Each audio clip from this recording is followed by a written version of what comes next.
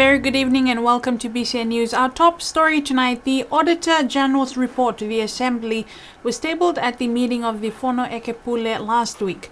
The update report contains the findings of the auditor for the period ended 30th June 2015. He started by saying that he is satisfied that the government of Niue financial statements for this period were all fairly represented. However, the report dated 19th December 2019 contains several issues of grave concerns raised by the Auditor General, John Ryan.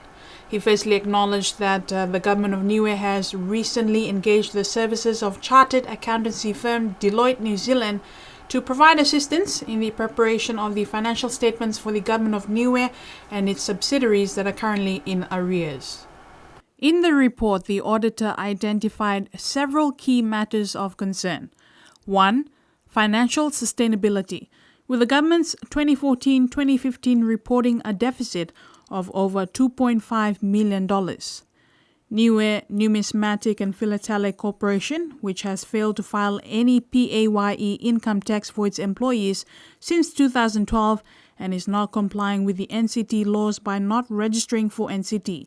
Additionally, NPNC has not made regular distributions to the government of Niue, and for the donations it makes to public entities, lacks sufficient supporting documentation and have not gone through the Assembly's budget approval process.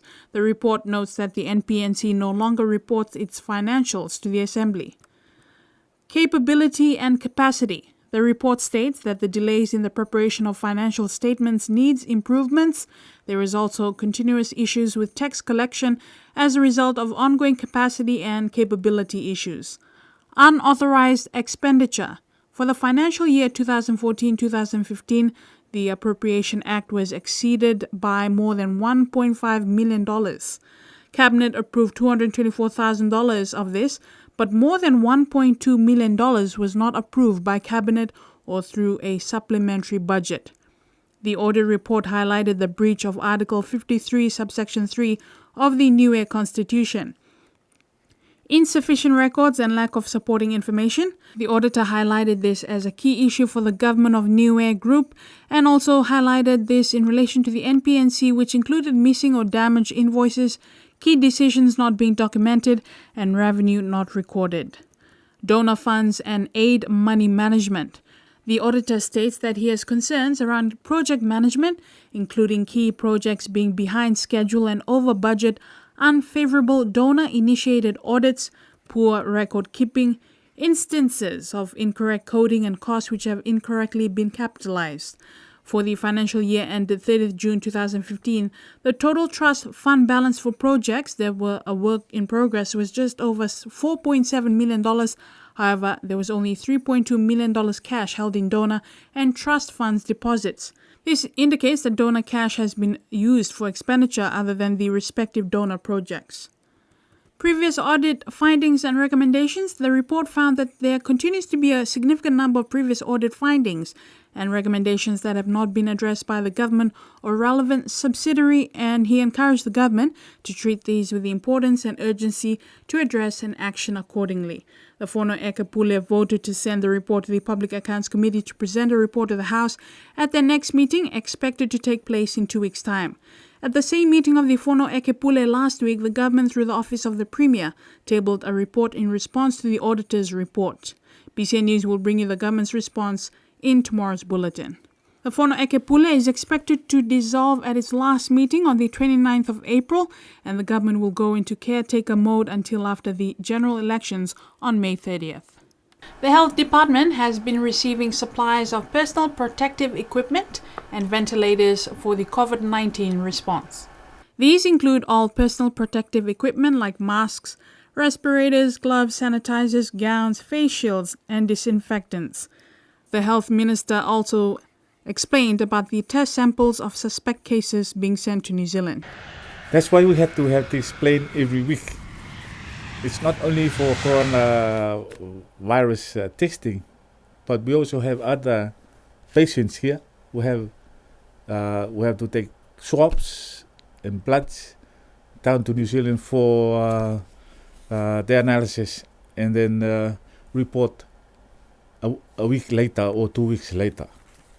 At the moment, we're still doing what we used to do, just swabs. And if there's a suspect case, then we send them to New Zealand and await for the result a week or 2 weeks later. It's not 100% sure of the disease. If you're tested and you're negative,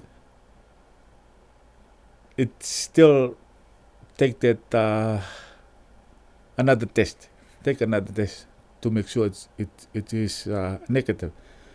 But it has been noted nowadays. If you have a test, you go for another few days and you develop the symptoms.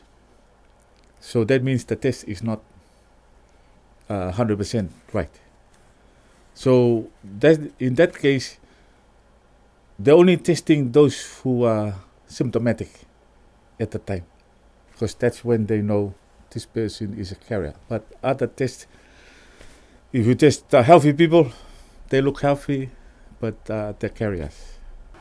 Niue USP students currently studying in Laucala but are back in Niue may not be able to return to Suva for the rest of the semester. According to Niue USP Director Sione Lole Sio, the students will continue to study online.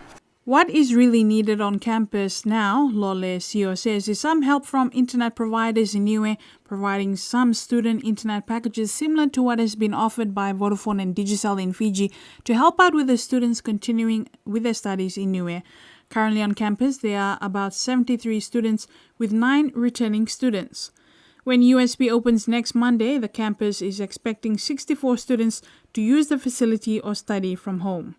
Lole Sio says this requires internet connection on a full-time basis. The internet connection on campus, according to the director, is not reliable and assistance is needed from the local internet providers. He says he has written to the CEO of Telecom seeking an opportunity. And finally, the Department of Agriculture, Fisheries and Forestry is now in charge of the management of the markets. After several management issues with the market committees, the government has decided to hand over the management of the market to DEF. The Minister for Natural Resources, Delton Tangilangi, called a meeting today at the Alofi market. He informed them of the new management under DEF and that expenses such as bills and fees will be taken care of by DEF. Committee members and market vendors made use of the meeting, raising various concerns in regards to the management by previous and current committees. And that's BCN News for tonight. Thank you for watching. Do join us same time tomorrow. Until then, have a good night.